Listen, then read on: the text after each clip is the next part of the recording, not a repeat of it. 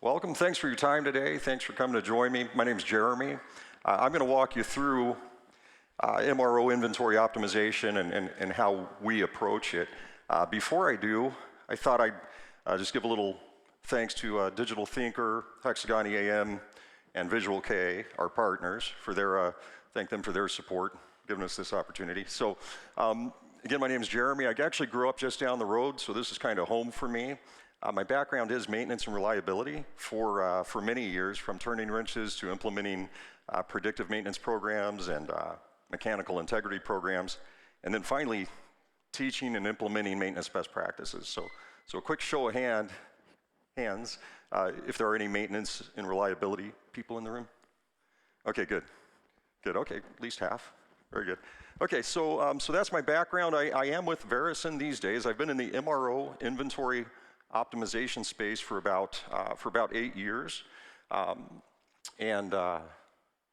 yeah, I think we'll kick it off by just saying, I've told you who I am. Let's tell you who Verison is. So Verison is I like to say it's an AI-first software company that is specifically aimed at solving the unique challenges of MRO inventory.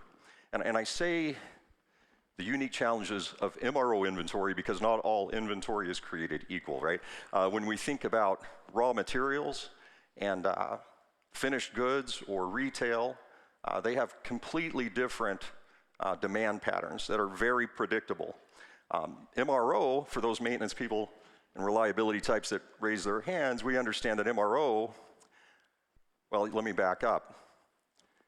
Are you familiar with RCM? A few hands? Okay, good deal. So the United Airlines back in the late 60s, early 70s did that study, right, on failure modes on anything that could possibly impact an aircraft, right? Does this resonate with some of you? Okay, so what they found was failure is random in nature, about 80% of the time. So if it survives manufacturer defects, you know, when I'm putting this pump back together, if it survives manufacturer defects and it survives me beating the bearing on with a sledgehammer, if it survives all that, right, that's infant mortality. It's gonna run along for a certain amount of time.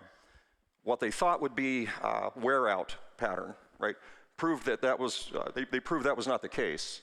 Once it starts reaching end of life, there is a predictable wear out pattern. Everything in the middle, about 80% of the time, is random failure, external forces and things of that nature. That's what makes MRO so challenging. It's machine failures, inventory parts, failures, spare parts. When they're in operation, their failure is random in nature. That's why condition-based monitoring, predictive maintenance, time phase, anomaly detection, that's why all those things exist, right? Is because those failures, the bulk of failures are not predictable. So we use tools to mitigate and to understand. But that correlates directly to materials.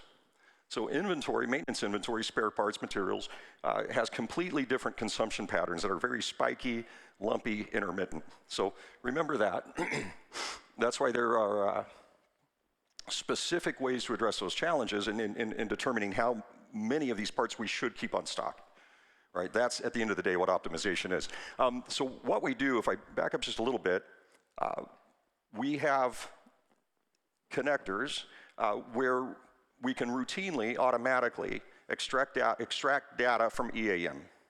I'm going to talk about the difference between Hexagon EAM and Verison in just a minute, a little bit further.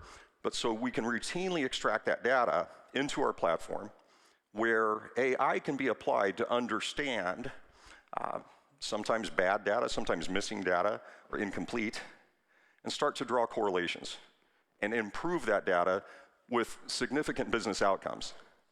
And just to show a hand, no, I won't do the show of hands. I will ask this. We were having a conversation earlier with Visual K, and we're talking about the word optimization and what that means when people hear it.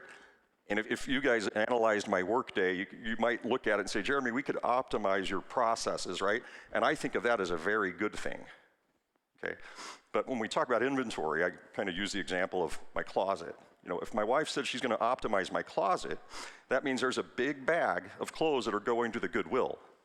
And it's the same thing in maintenance. When we talk about optimizing inventory, you're telling me you're taking my parts away, right? So I just want to rip the Band-Aid off real quickly, and say that is not the case. That is a net result in almost every case, is that there will be a net reduction, but the immediate concern is uptime. Where are my critical parts? How are we stocking them? Are we at risk? Having the right parts does not keep the line from going down, but if the line goes down and we don't have the part, the clock keeps ticking, right? So that's what we're uncovering, what we're exploring, and what we're addressing head on. So that's why it's a, when I said MRO specific solution, that's what we provide. Those are the challenges that we're addressing. And these are some of the outcomes. We are going to talk about criticality. There's no pressure here, right? But just a quick show of hands if you're going to be in the next session right here on criticality. Okay. For those that are, there is a little overlap. This one is the focus is optimization, right? But we can't talk about, in my mind, we can't effectively talk about optimization without addressing criticality. The next session is criticality, but a deep dive with a touch on optimization. Okay, so similar, little overlap, but if you're interested in really understanding how we can get to the material level, when we're talking about tens or hundreds of thousands of unique items, and systematically applying criticality, stick around for that workshop. We'll scratch the surface today in this one. So anyway, I'm not going to read them all to you, but these are some of the business outcomes. It also provides procurement optimization by helping better sourcing, better pricing, and leveraging all your historical information to get better results. This will make a little more sense here, I think. But so the system of record, and most of you, I think that's Hexagon EAM, right? So the system of record, that's where your material masters, your catalog, if you will, your asset register, your suppliers, work orders, that's where all your primary records and transactions take place, okay? Verison's not trying to replace that.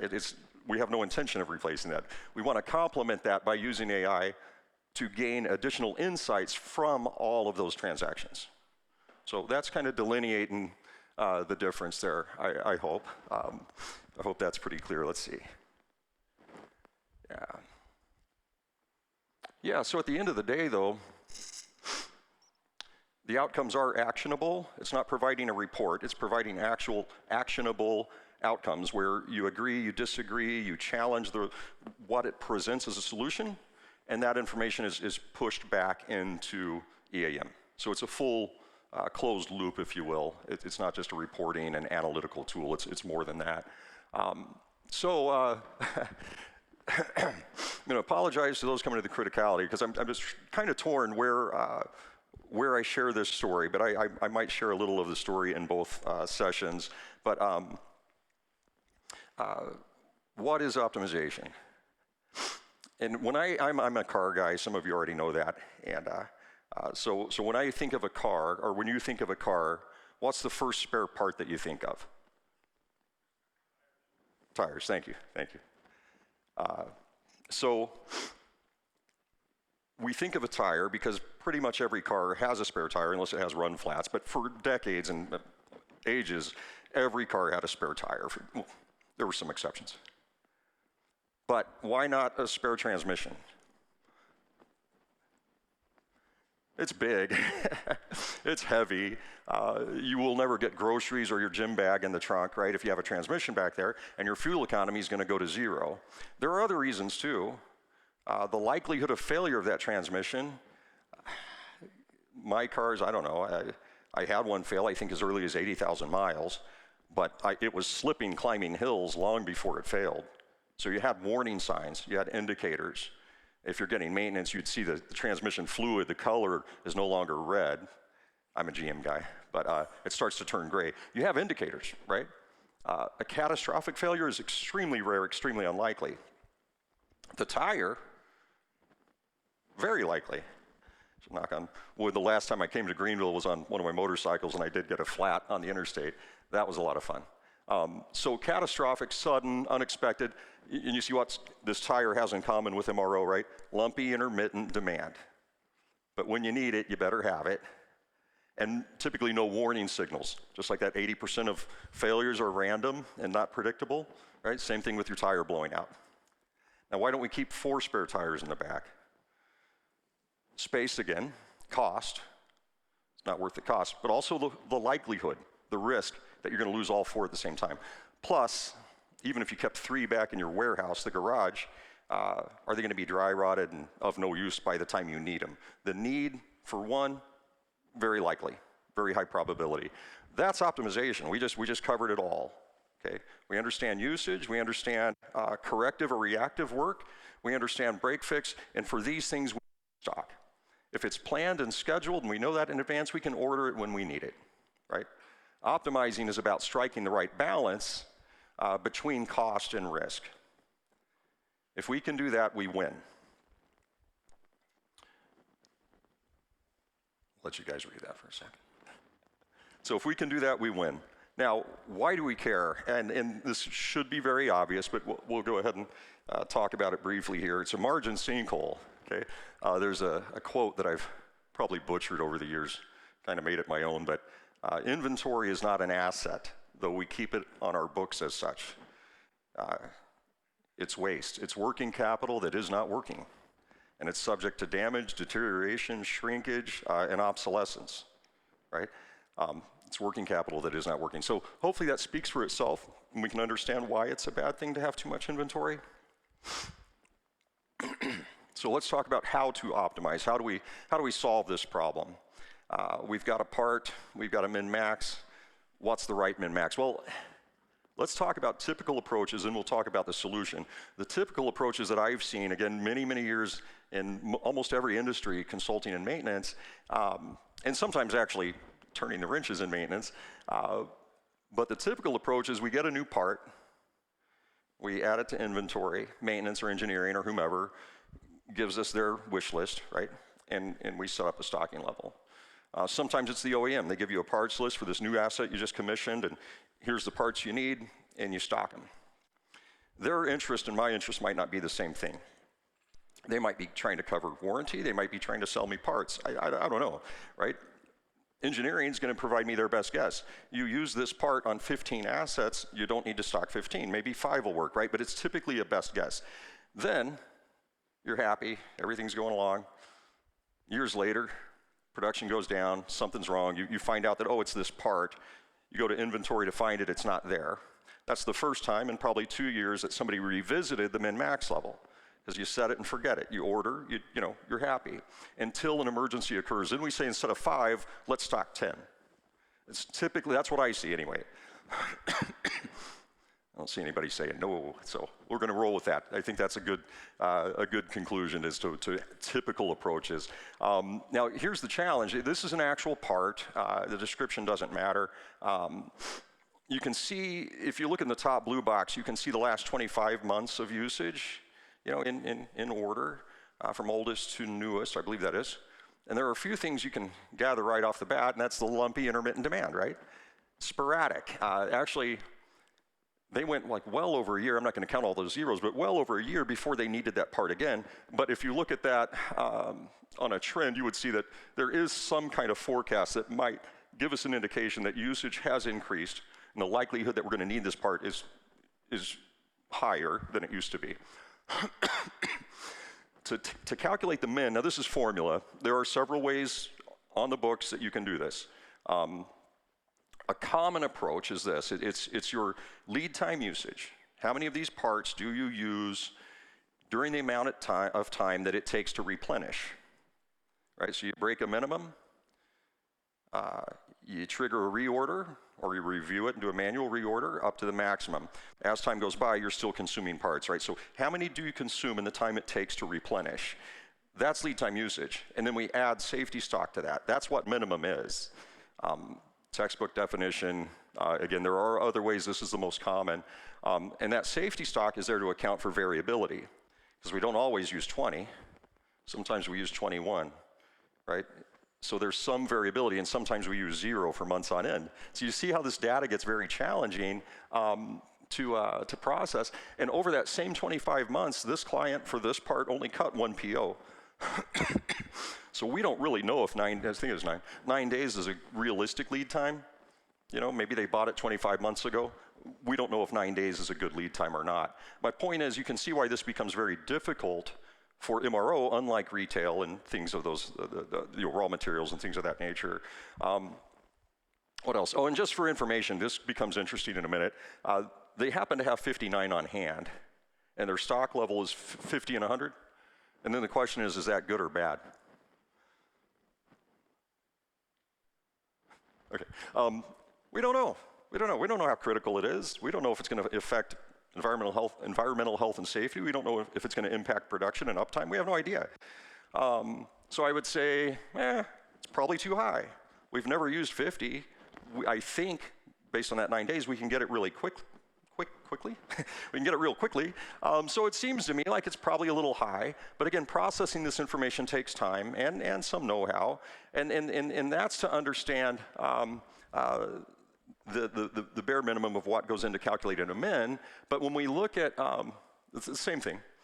Look at the same usage, and if we calculate the average, I thought, well, that might be interesting. Was it 3.9? Is that useful? Okay, thank you. No, it's not very useful, because if that was my forecast, you know, never historically have I ever needed 4, right? I've needed 20, or a multiple of 20, or none. So average is useless with lumpy intermittent information. And if we look at actual forecasting, there's the list. It's as comprehensive as I could make it with a little bit of elbow grease. And the problem with that is, yeah, we can probably pick the right one and apply it, or there might be 2 or 3 that mathematically fit that usage pattern. But which one? I am not a data scientist. Like I said, I turn wrenches. So I don't know which one to apply. And I mean that sincerely. You can see why it's so challenging. Now that's for consumption, but we also need to factor in lead time, and lead time is not as simple as 9 days, even though it'd be great if it was that simple.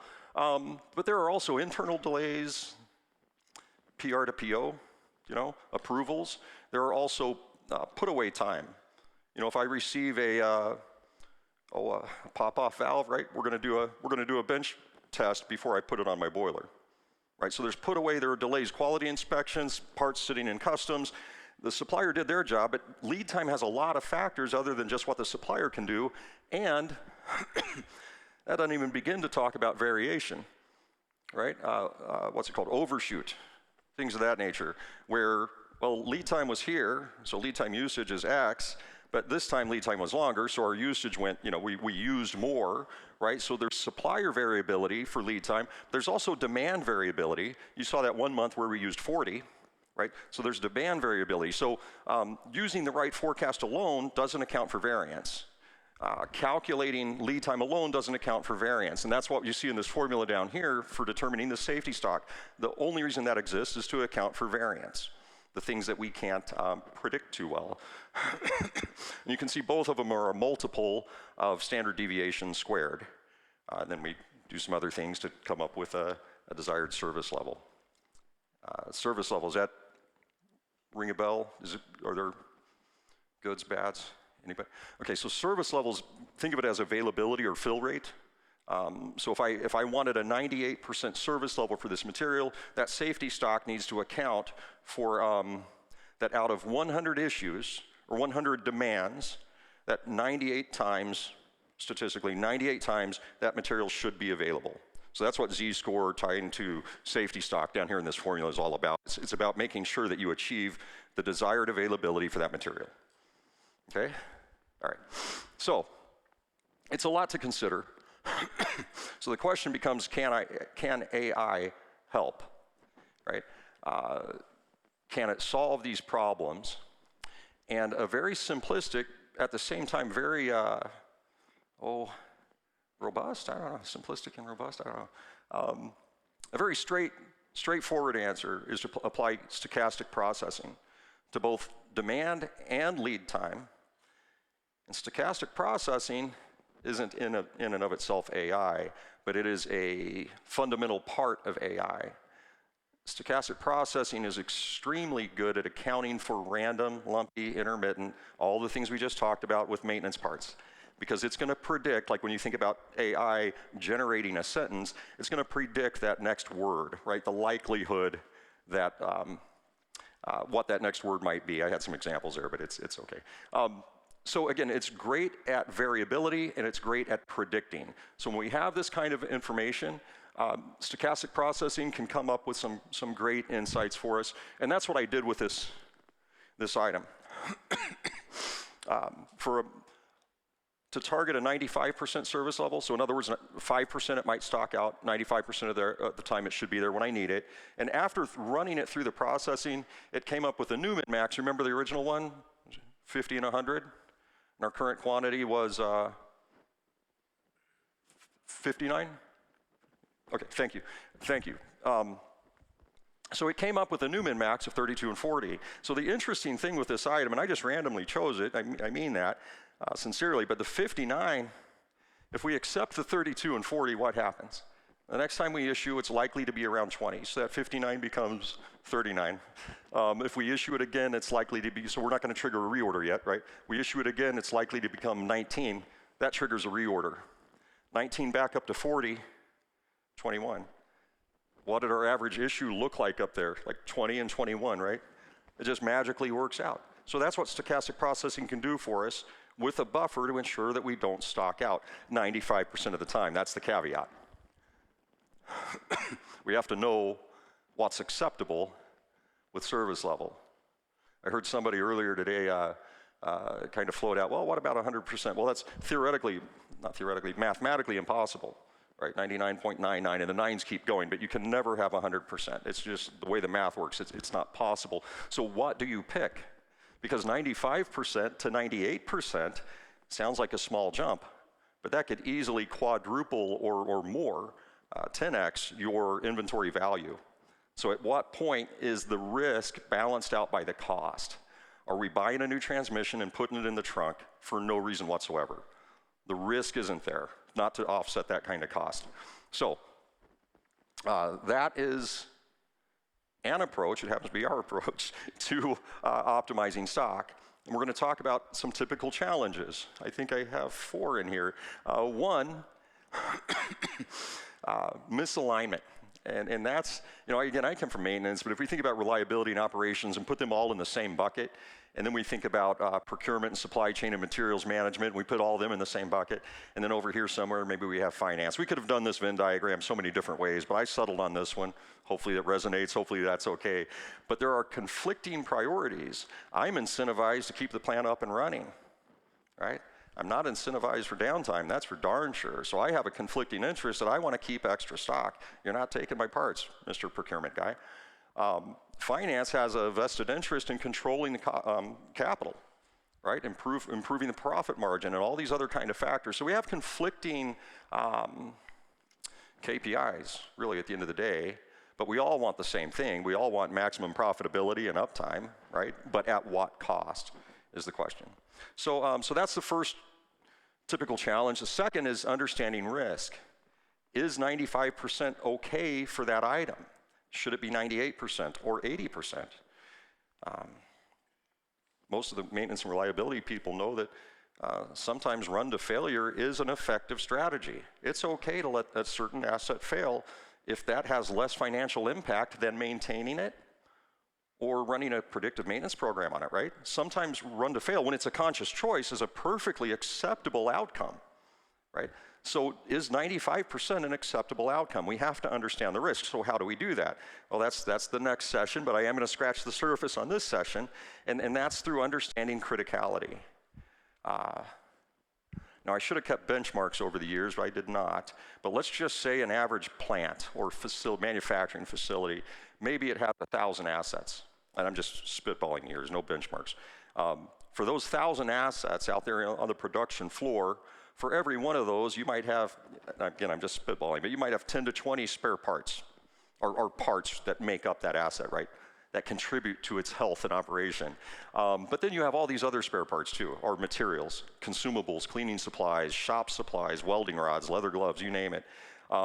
So my point being is for 1,000 assets whose operating context does not change that often, EAM can help you establish criticality for those assets. It's not going to change too often. For those 100,000 parts that support our operations, where this part is used could be different today than it was yesterday. How it's sourced can be different today than it was yesterday. So one more little story for you. My wife, when we met, I thought she had one Porsche, old, very bad shape. It was amazing it was still running. Turns out she had two, because the next time I saw her, she's driving a different one in equally bad shape. And so I asked her about it, and yeah, the fuel line failed. Well, I'm trying to make a good impression, right? I'm going to fix the fuel line, no problem. I had one fail on my Chevy Suburban, very old truck with a Chevy 350. And you know, I went to U.S. Hose and Rubber, but I could have gone to O'Reilly's, AutoZone, Advanced Auto Parts, the dealership, all within a 5-mile radius of where I live, right? And with 10, 20 bucks, I'd have a new fuel line for my Suburban. I went to U.S. Hose and Rubber. They made one for me that was better than the OEM. Okay, so I'm out 50 bucks. But within 2 hours, I'm running.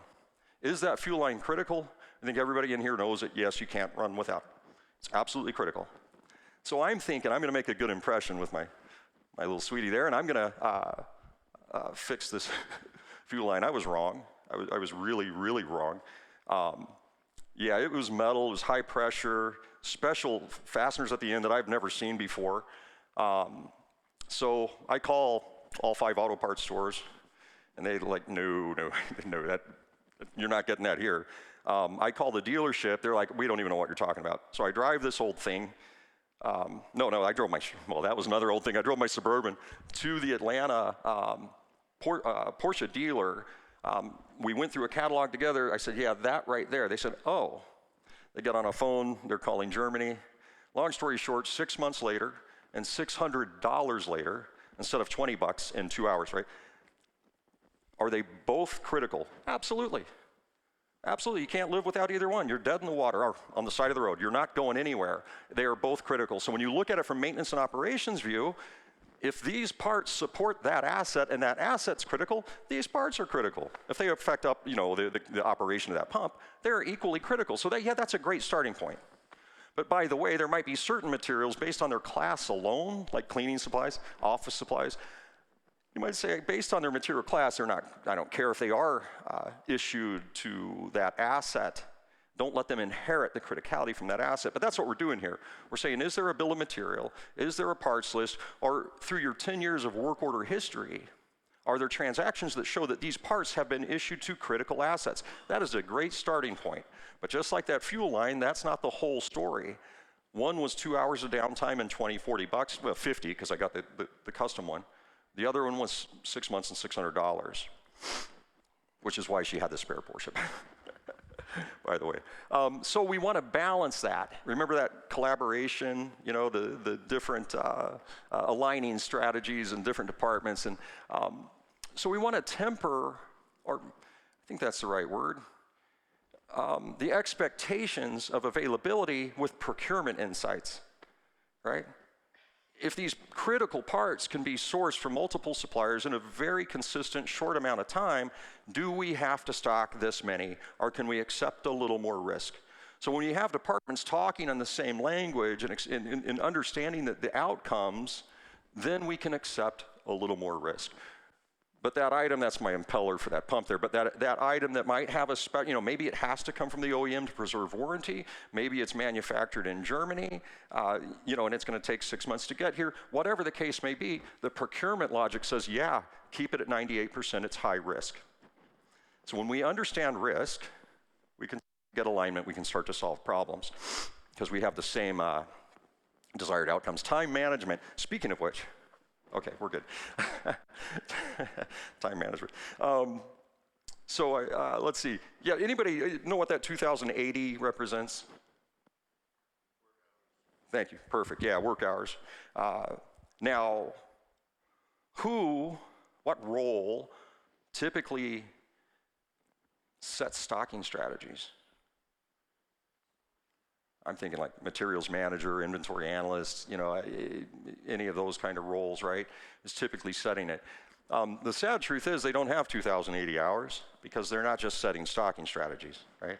They are also cycle counting, auditing, issuing parts, kitting parts, accepting returns from unused parts, maybe sending materials back to the supplier for unused parts, negotiating contracts, terms and conditions, beating up suppliers over lead time, and understanding purchase price variance. They have all these other responsibilities. So let's assume, I did the math, but I don't know if I can see it from here. But let's assume they're willing to give 15 hours a week purely to setting stocking strategies. Okay, 15 hours times 60 minutes. You end up doing the math into 100,000 parts, assuming 100,000 materials. You end up with, I think it was 45,000 minutes is what I had come up with for 100,000 parts, giving you about 27 seconds to determine if those stocking levels are appropriate. That's if you want to do it in a year. I flipped the script. I said, well, what if you want to give each of those 100,000 parts 20 minutes each? Maybe you feel like I can see the usage and see the lead time. I can balance these constraints and say, well, I'm going to give, in 20 minutes, I can do this, maybe. I'm taking some liberties, but it makes the math easy, because 20 minutes times 100,000 gets me 2 million. So again, I say, well, we're going to spend 15 hours a week, which I think, don't hold me to this, comes around 45,000 minutes a year. So 2.2 million minutes are needed if I give each item 20 minutes. It's going to take me 44.4 years to evaluate all 100,000 items. It's not possible. So time management is the problem. Even if we found a way and we took enough bodies and threw them at the problem and we get through all of them in 2 years, that's fantastic. But business is not static. That's the fourth problem. Because by the time you've evaluated it and said, yeah, that 3240 are great numbers, I get it, we're going to do that. And that was the last item we had to review. So 2 years have gone by. We had a whole team of experts and we solved the problem, and all of our inventory is optimized. Everybody walks away happy. And I just finished accepting the 3240 for the last item. The first item, that data is now 2 years old. Were we running at 80% capacity, or are we running at 100% capacity? Have we changed sources where we're getting, where we're sourcing this item, where we're buying it from? What's their lead time look like? And I'm sure demand stays consistent. That's why these maintenance and reliability guys are employed, because everything's static, right? No, of course not, right? Things deteriorate. Preferably, we implement good APM and other strategies and techniques, and usage of spare parts decreases, right? Better precision maintenance, I think is what we call it, to avoid faults and conditions that might lead to failure in the first place. Either way, nothing is the same 2 years down the road. So even if you solve the problem, that's the fourth challenge, is business is not static. So it's kind of bringing me full, oh yeah, point up there. So that's why, I don't mean to preach, but that's why it's got to be automated if you want. If you want to really mitigate risk to uptime and make sure we're stocking the right parts at the right level and the wrong parts at the right level, if you really want to see those business outcomes and really improve your profit margin, you've got to automate with technology. It's really the only way to get your arms around it. So then the question becomes, well, what does good look like? We know what bad looks like. We set the stocking level when I bought this part and stuck it in the storeroom. We haven't revisited it since. So we know what bad looks like. We stocked out. We had an emotional reaction, because I can't tell you how many times production operations has beaten me up saying, man, get this thing running. So next time I don't order 5, I order 10. So we know what normal or typical looks like. What we want to get to is good, or best in class, or best practice. So consistent, accurate, trustworthy data. A lot of that ties into processes. Using the right AI solution, we can overcome a lot of the data challenges, and I'll talk about that in a minute. Alignment between departments, and in my opinion, it's not about changing everybody's KPIs, but if we at least understand and have the right buy-in going into the criticality assessment and the rules and logic we're going to use and how we're going to automate that, then when I say we need to reduce this material by this much, but we're going to give you this material, we're going to increase it. Once we have that kind of collaboration and tie-in, we succeed. I think I was at Nova Chemicals, I was their mechanical integrity specialist when, no, it was Huntsman, when we got acquired by Nova. And they came in with a big old broom and looked at our laydown yard, our South 40, looked at all these parts and things that we've been stockpiling for decades. That plant had been there for, I don't know, 50 years. And some of those parts you just can't get anymore. And they came in and cleaned house, man. We need to reduce inventory by $20 million. We didn't know where to start. But if it was rusty and dusty, we figured, well, maybe you start there. And then 2 years later, we needed that $2 million stainless reactor, right? We needed it. And now we're down. At least that whole production unit was down, not the whole plant. But without these kind of insights, right, you end up with those kind of problems. So it's not about taking away your parts. It's making sure if they are identified correctly and properly as insurance spares, let's maintain them as fit for service. Are they on a preservation plan, right? Set that up in EAM, make sure we're taking care of it so it's functional when we need it. And then finally capturing tribal knowledge, because I don't know about y'all, but the sites I've gone into over the years, you've got the materials manager, or inventory manager, or warehouse supervisor, or whatever you want to call them, that knows it's not captured anywhere in any ERP or EAM. It might be on a little spiral-bound notebook that sits right here. And I know you've all seen that guy, that person. And but he knows this part. Oh yeah, that's used on extrusion line 4 for blah blah blah blah blah. We need to keep 3 on those, and I'll tell you exactly why. We've got to capture that tribal knowledge. That's something that just changing a min-max doesn't do, right? We need the audit trail. We need to document it so that the next time we review that part, we know exactly why we're stocking it and why this quantity and where it's used in production. Capture the tribal knowledge. If you can manage to do it successfully, this is what we typically see. And this client, this is an actual client, I'll leave their name out of it, but they started with 427 million in inventory, and they had different objectives, different goals that they needed to, they had to consolidate their number of, the number of suppliers. That was kind of a mandate. They had way too many suppliers with one-off purchases, so in other words, they're not leveraging contracts and pricing. They had bloated inventory. They were challenged to reduce it by X%, right? So this was the outcome after running it through the solution. And the first thing you'll notice is also, I think the most important thing is active increases. Where do we need to increase stock to offset risk? And it's also the most immediate hit to the checkbook too. So we're currently stocking 5 and 10, and now you realize you're at risk and you need to stock 12 and 15, well, that's a reorder just waiting to happen in EAM, right? I mean, maybe it goes through approval, maybe it's automated, but either way, we're buying those materials. So you're gonna see that, and so it's not like reduction over time, it's like a swell in spend and then reduction. We need to mitigate risk first. And you'll notice both those first columns say active, and that's by design. Increases is obvious. We're not going to increase something that's not moving in the past 10 years, right? So it's got to be active material to recommend an increase. Not to say we don't recommend holding on to an insurance spare, because we do, but active decreases. And I point out active because if you have materials that haven't moved in 10 years, and your min-max is 2 and 4, and we say, oh, that can be 1 and 2. So what? Okay, we need to develop a write-off budget, and nobody has an appetite for that. They're going to run you out of the room as soon as you mention it, and maybe if they scrap it, they get pennies on the dollar. So we want to isolate that. That's what this slob is over here. Anybody heard that before? I'm starting to think it's a Verison term. Any hands if you've heard slob before? Okay, so you're not crazy. All right. Oh, there's Paul. Slow, obsolete, slob. I think it's pretty cute, but the point is it's potentially stranded. We want to call that out right away, because that's not really a business case to, there's no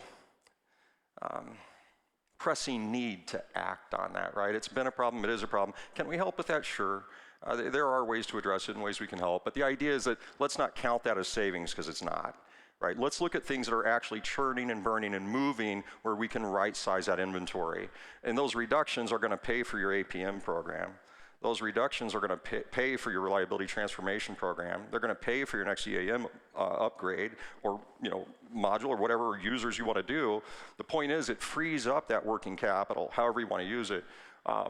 Networking, now that's where we take, so far everything I've been talking about in an abstract way has been part level at a warehouse level or at a plant level, however it's being managed. Networking says, well, what if you have 5 plants in a certain region and you have that $100,000, $200,000 insurance spare and you've got one at all 5 plants. Networking says, let's look at aggregate usage.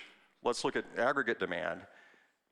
Do we need 5? And again, it's not slob, it's an insurance spare. We're not throwing it out. It's just when this plant uses one, do they need to replenish when they have 4 others across that network and then maybe they only consume one every couple of years? The point is, it's more savings that can be clearly unlocked and cash savings when you're not spending to replenish.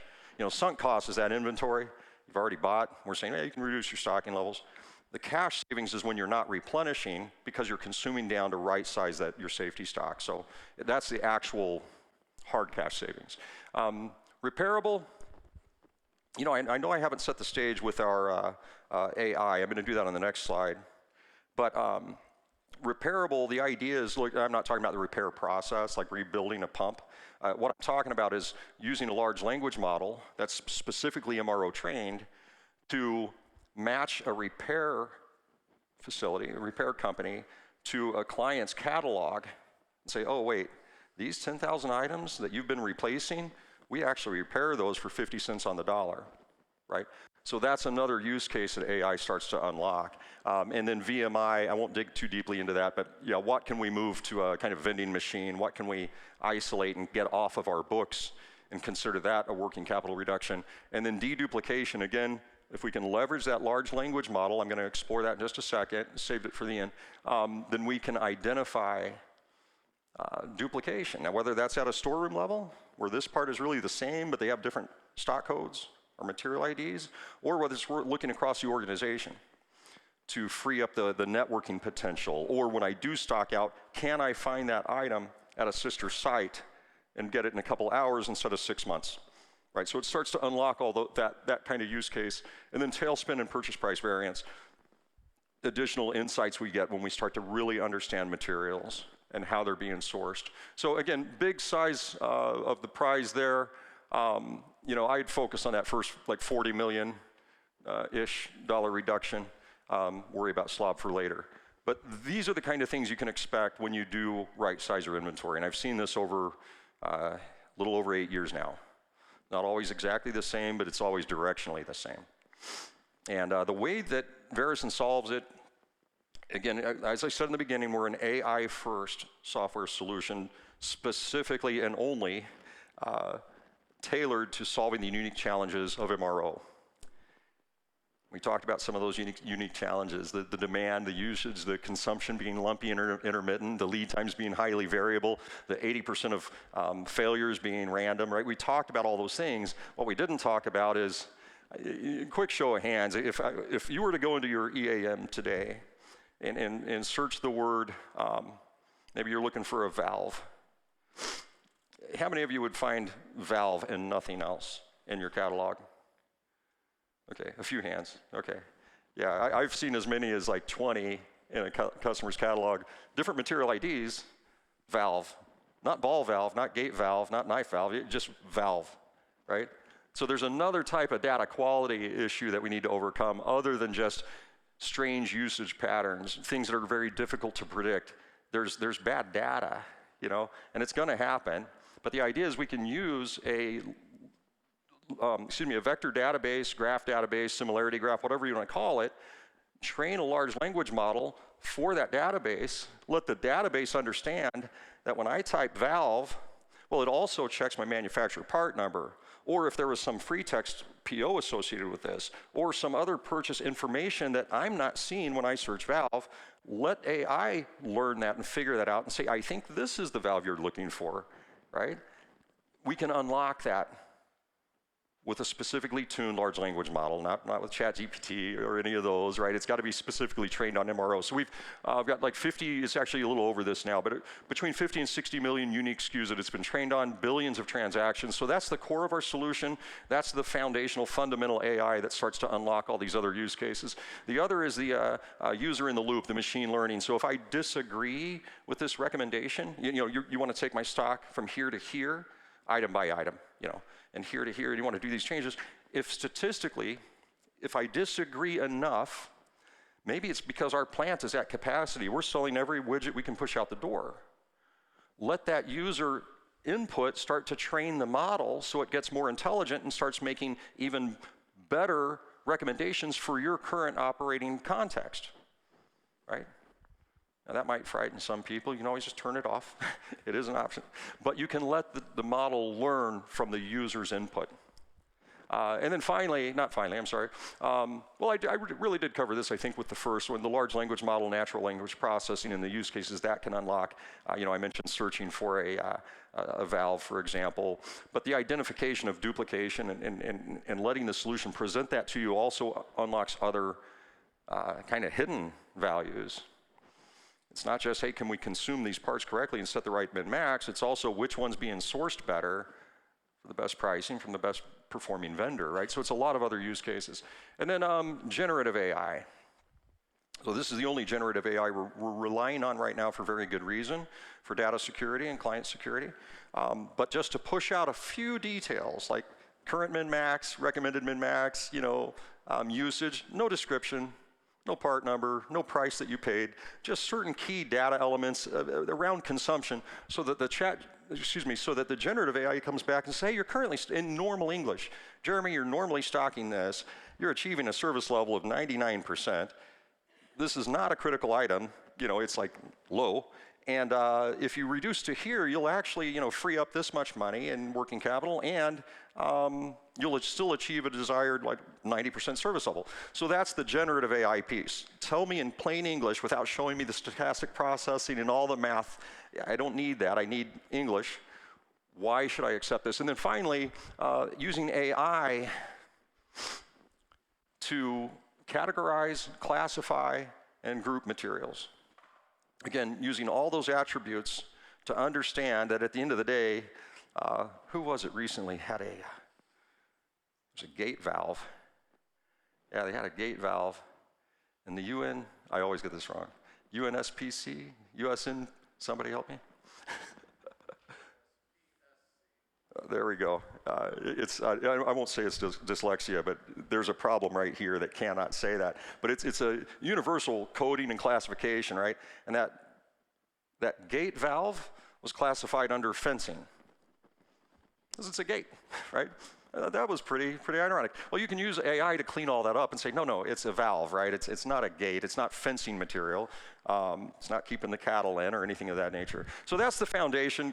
Those are the AI elements. I saved those for last because I definitely wanted this to be educational about optimization, why you should do it, the advantages and benefits, the typical approaches and how we overcome them, and not like a sales pitch. But at the end of the day, I think it's important to understand how our AI is being leveraged to solve this problem. With that in mind, remember, and I know I covered this on the time management area, that if you manage to solve the problem, a year later, the information is obsolete. Things have changed. And that's why we do believe in a continual approach to continually make sure that you have the best profit margins you can by controlling your spend and maximizing uptime. And I don't know the format here, if we're opening up for Q&A or anything. Is that good? Yeah, let's open up for Q&A. If you have any questions, feel free.